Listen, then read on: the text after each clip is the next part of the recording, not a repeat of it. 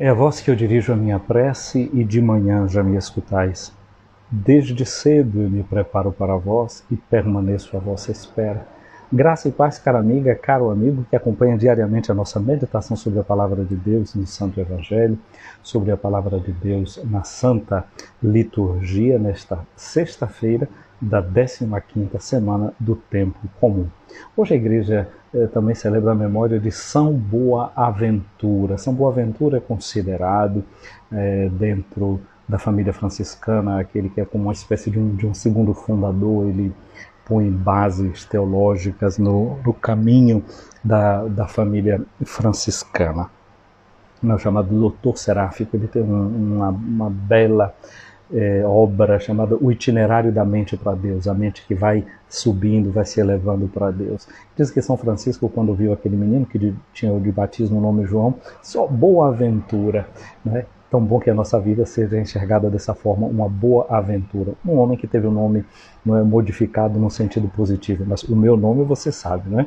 Eu sou o Padre José Raimundo dos Santos, sou da Diocese de Amargosa, na Bahia, e tenho a alegria de, com você, acompanhar esse itinerário formativo que é a escuta, a leitura do Evangelho segundo Mateus. Estamos nos aproximando do terceiro discurso que a gente ouve Jesus fazer dentro do Evangelho de Mateus, o chamado discurso sobre o reino, sermão sobre o reino, onde nós iremos ouvir uma série de parábolas sobre o reino de Deus. Antes disso, nós vamos ainda acompanhar Jesus em suas movimentações, no seu vai e vem. A gente viu que Jesus estava enfrentando já dificuldades muito sérias, não é, com as autoridades do seu tempo, porque consideravam que Jesus fazia as suas ações movidas por forças maléficas. Eles diziam: Jesus age por meio de Beelzebul.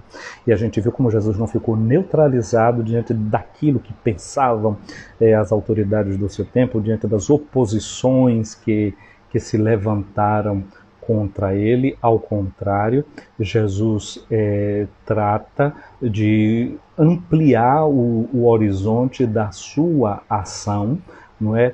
Enviando os seus discípulos, não é? Tendo compaixão do povo, enviou os seus discípulos, porque ele percebia que eles eram como ovelhas que não têm pastor. Na leitura de ontem, o capítulo 11, que nós concluímos ontem, o versículo 29, Jesus diz uma coisa muito interessante, né? Aprendam de mim, que sou manso e humilde de coração. Aprender de Jesus. E aí, os discípulos conseguiram aprender com Jesus? Você está disposto a aprender com Jesus? Quando a gente realmente aprende com Jesus, as coisas mudam, porque Jesus, e aliás, todo e qualquer aprendizado não é entender uma teoria. Você sabe que as coisas que a gente ouve, que a gente vai ouvindo, não é, tem a memória de curtíssima duração, é uma questão de segundos, depois tem uma memória de curta duração, um certo conteúdo que fica dentro da cabeça da gente por uns 25 minutos, depois a gente faz aquela espécie de pausa, e depois você vai ter que fazer repetição daquilo que você aprendeu, para que isso fique dentro dessa sua chamada memória de longa duração. E para isso acontecer, o que é que a gente tem que fazer? Tem que praticar. A prática é necessária. Mas se diz também que para uma coisa ficar conservada dentro da memória da gente, todo professor quer isso, né? Quer que o aluno aprenda de mim, que sou manso e humilde de coração. Olha como Jesus fala aí dessas duas atitudes que estão ligadas com certos sentimentos, não é? Ser manso e humilde de coração significava essa empatia também que Jesus tinha em relação às pessoas. A empatia é um sentimento, isso é uma coisa fundamental para que uma coisa a gente aprenda, para que essa coisa fique dentro da memória da gente. É preciso que tenha uma sensação, é preciso que tenha um sentimento em volta do conteúdo que a gente está aprendendo. E com o conteúdo a gente aprende por meio dessas emoções que solidificam o aprendizado da gente. Por isso, Jesus, como mestre, ele dá essas dicas para a gente, né?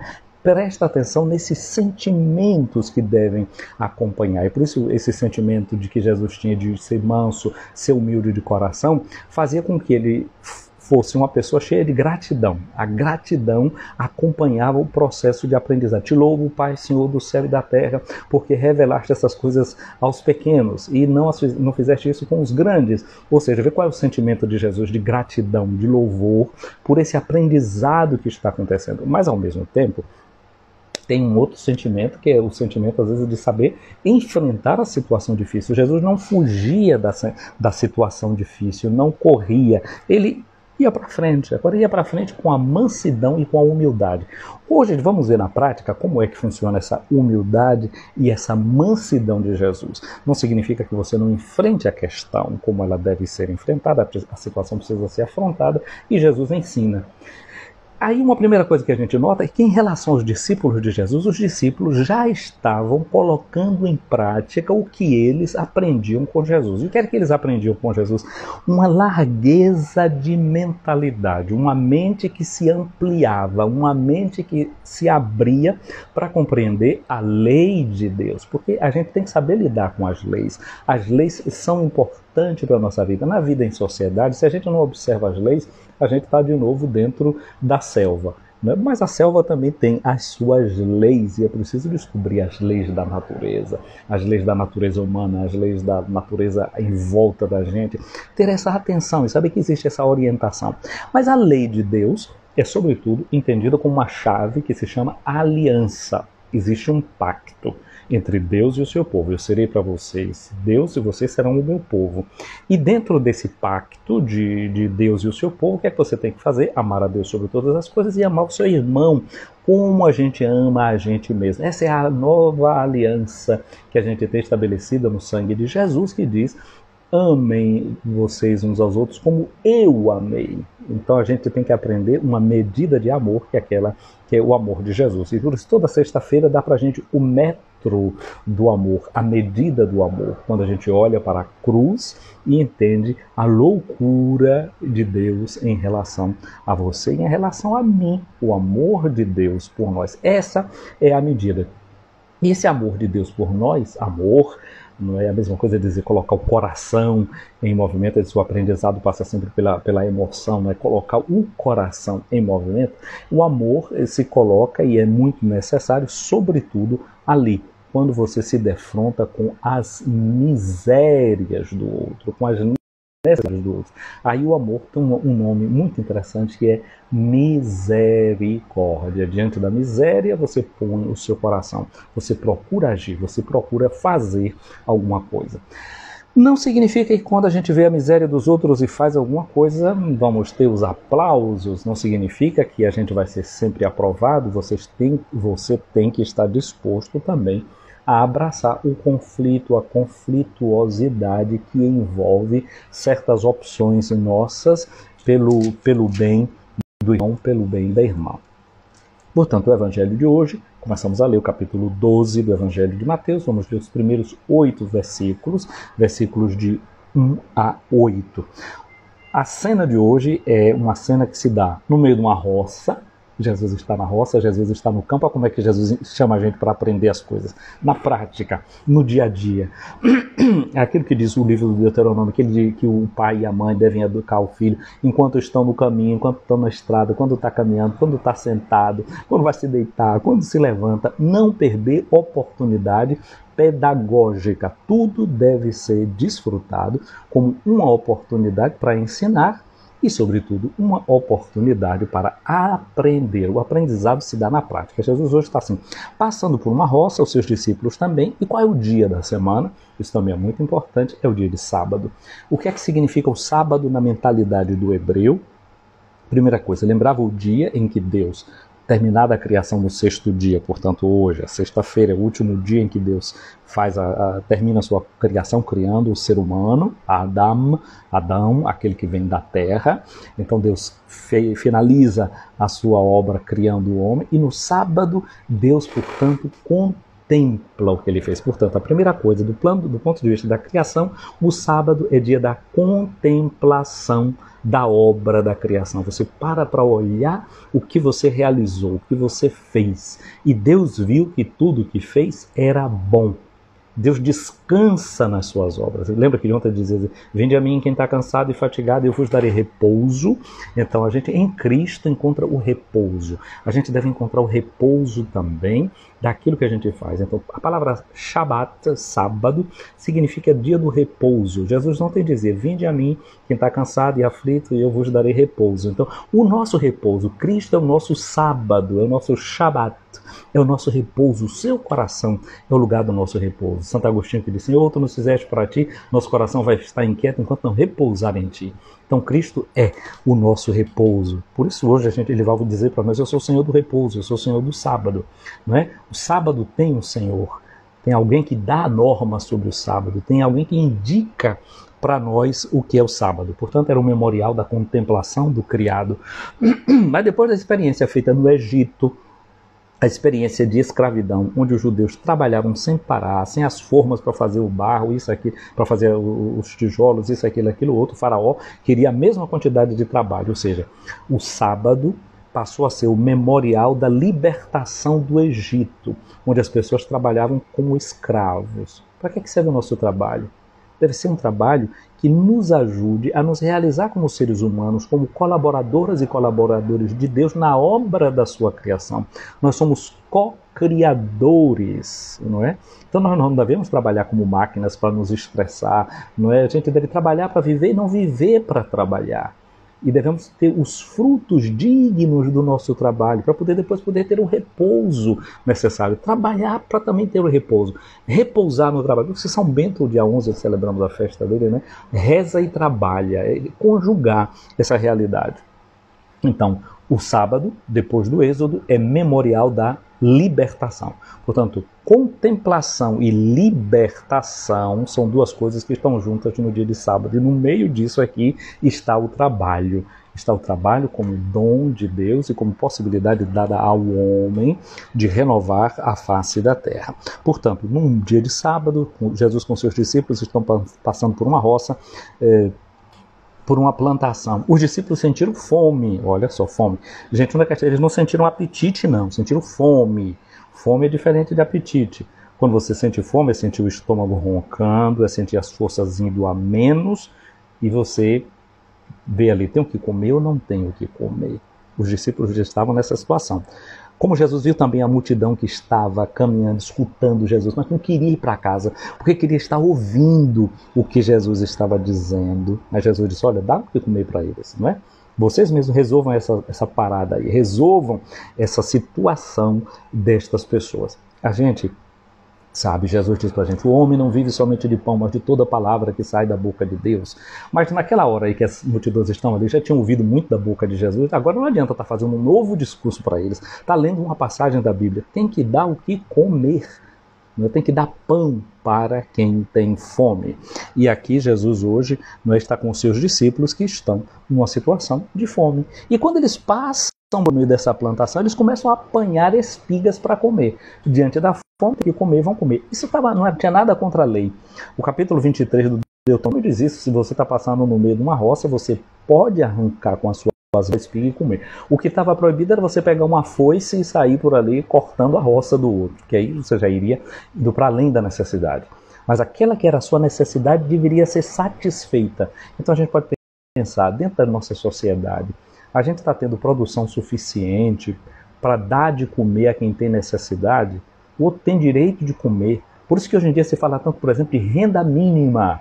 Isso está pensado, a pessoa tem que ter direito de satisfazer aquelas suas necessidades primárias, a chamada pirâmide de Maslow.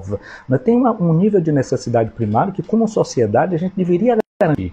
Esse direito tem que ser salvaguardado, o direito daquele mínimo necessário para a existência, para a sobrevivência.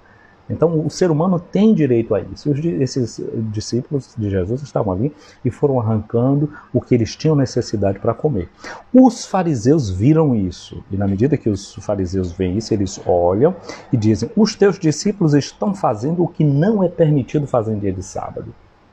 Então, a lei garantia esse sustento. A pessoa podia chegar lá e tirar da roça do outro o que era necessário para a sua fome. Porém, eles estavam fazendo isso num dia de sábado. E aí, o rigorismo desses fariseus. Olha, é bom dizer aqui uma coisa. Esses fariseus, eles o que queriam era cumprir a lei de Deus. Eles eram quase como que os profetas foram no Antigo Testamento. Quando o povo estava esquecido da lei, os fariseus estavam ali dizendo, olha, a gente tem que cumprir a lei, tem que levar a lei de Deus a sério. Não é? Eles tinham compromisso com essa palavra de Deus. Agora eram rigorosos. E a tradição dele, o rigor era tanto que eles queriam pegar o mínimo da vida e regulamentar. É aquilo que os latinos diziam assim, summum ius, summa injuria, que às vezes o rigorismo da gente é tanto para cumprir a lei que a gente acaba fazendo coisas contrárias à própria lei, contrárias ao espírito da lei. Aquilo que São Paulo vai dizer: o espírito liberta, dá vida, mas a letra mata. E os fariseus, infelizmente, eles tinham entrado nessa, digamos assim, paranoia, e aí entraram em choque com Jesus, não é, com esse rigorismo. Mas os discípulos tinham entendido o espírito de Jesus, a mente aberta de Jesus, e é por isso que na prática eles já tinham aprendido: aprendam de mim, que sou manso e humilde de coração. Os discípulos tinham aprendido de Jesus e com liberdade estavam pegando aquela semente para comer. Onde está o espírito de Jesus? Ali está a liberdade. A liberdade. Aí Jesus, quando ouve essa crítica dos fariseus, ele diz: vós nunca lestes o que fez Davi quando ele e seus companheiros sentiram fome? Na fome, foi o que Davi fez. Tinha no santuário de Deus, né? Como ele entrou na casa de Deus e todos comeram os pães da oferenda que nem ele nem os seus companheiros nem a ele nem aos seus companheiros era permitido comer, mas unicamente aos sacerdotes. Ali Davi estava diante dessa escolha. Estava à fome, tinha pão, ele não era sacerdote, mas ele deveria deixar os seus soldados morrerem de fome, ele deveria morrer de fome. Aí a gente tem que ter essa capacidade de análise profunda, de conhecer as motivações. Davi não queria infringir a lei, Davi não queria ir contra aquilo que era o princípio que ele não podia comer aquele pão. Porém, ele estava de uma exigência, e aqui a mente tem que ser capaz de estabelecer prioridades. O que é que era mais importante? Você sabe estabelecer prioridades? Você sabe fazer uma escala de valores na sua vida? É isso que o Evangelho de hoje quer nos ajudar, a estabelecer critérios de valores para a gente poder avaliar a vida da gente, a existência da gente, para depois a gente não se afogar em uma gota d'água. Era o que estava acontecendo com esses fariseus aqui agora. Aí Jesus continua aprofundando com eles, dizendo assim: os sacerdotes também, eles não violam a lei no dia de sábado quando eles trabalham. Ora, eu vos digo, aqui está quem é maior do que o templo. Se tivesseis compreendido o significado, o que significa? Quero misericórdia e não sacrifício, uma palavra que a gente encontra em Oséias 6,6, vocês não estariam condenando os inocentes. De fato, o Filho do Homem é Senhor do sábado. Jesus, portanto, é o nosso sábado, ele é o nosso repouso. Eu já tinha dito isso ontem, não é? Que ele é: vinde a mim, encontrareis repouso, não é? Dessas águas tranquilas que o bom pastor leva às suas ovelhas. Então, em Jesus a gente encontra o repouso, em Jesus a gente encontra o sentido da lei, o que é que a lei pretende, que é promover a nossa vida, promover a nossa liberdade como filhas e filhos de Deus. E aqui com Jesus também a gente aprende a ter esse critério, que é o critério da misericórdia. Portanto, Jesus nos ajuda hoje a ver as coisas com profundidade. Os fariseus viram apenas os discípulos de Jesus pegando as espigas, mas não entraram no profundo do significado daquele gesto. Voltemo-nos ao Senhor. Senhor Jesus, nós te agradecemos no dia de hoje porque nós podemos contemplar em ação o que é que significa aprender de ti, que és de coração humilde e manso. Ajuda-nos a entrar nesse teu sentimento profundo de misericórdia em relação a tudo e a todos. Ajuda-nos a enxergar as causas da ação de uma pessoa. Ajuda-nos a ver a necessidade que move cada pessoa. Ajuda-nos também a perceber como a lei de Deus quer garantir o mínimo necessário para cada pessoa. Ajuda-nos a ter critérios sempre a favor da vida, sempre a favor dos irmãos mais necessitados, nas suas necessidades primárias, naquilo que cada uma e cada um de nós tem direito. Que a gente possa, no mundo de hoje também, desenvolver ações que venham ao encontro dessas necessidades fundamentais de cada uma, de cada mulher, de cada irmão teu, de cada irmã tua que tu redimiste com a força do teu sangue. Ajuda-nos no dia de hoje a termos o grande critério da misericórdia diante da miséria, diante da dor, diante da dificuldade, e ajuda-nos a enxergar a situação com um amor imenso, porque o que tu queres de nós não são os nossos sacrifícios, mas, sobretudo, a nossa misericórdia, o nosso amor. Amém. Ouvi, Senhor, a minha oração, chegue a vós o meu clamor. Minha amiga, meu amigo, o Senhor esteja acima de ti para te proteger, à tua frente para te guiar, atrás de ti para te defender, do teu lado para te acompanhar, dentro de ti para te abençoar. Que a bênção de Deus Todo-Poderoso, Pai, Filho e Espírito Santo, desça sobre ti, minha amiga, meu amigo, e permaneça para sempre. Amém. Gente querida, um abraço grande para quem foi acompanhando a nossa live aqui no dia de hoje, para a Odaleia, para a Sandra, para a Nide. Um abraço a vocês. E quem vai chegar depois aqui e acompanhar essa nossa live, o meu agradecimento, o meu muito obrigado. Obrigado a você que eu vi, que você foi aí curtindo tantas lives passadas. Obrigado a você que foi curtir lá na nossa página do Facebook ou no nosso canal do YouTube. Cada impulso que você dá ajuda essa mensagem a ir mais adiante. É uma forma de chamar a atenção de alguém, né, de abrir o olho de alguém que tem essa mensagem. De repente alguém vai lá por curiosidade, vai que gosta, não é? E continua abrindo os seus ouvidos para a palavra do Evangelho de Jesus. Já que você gosta, curta, encaminhe, salve e comente. Isso é uma grandíssima ajuda. Um sábado abençoado para você, minha irmã. Um sábado abençoado, uma sexta-feira abençoada para você, meu irmão, minha irmã. O sábado estava dentro do Evangelho, agora a gente ainda está na sexta-feira. Esse dia no qual a gente bendiz ao Pai pelo dom da salvação que nos foi dada em seu Filho Jesus.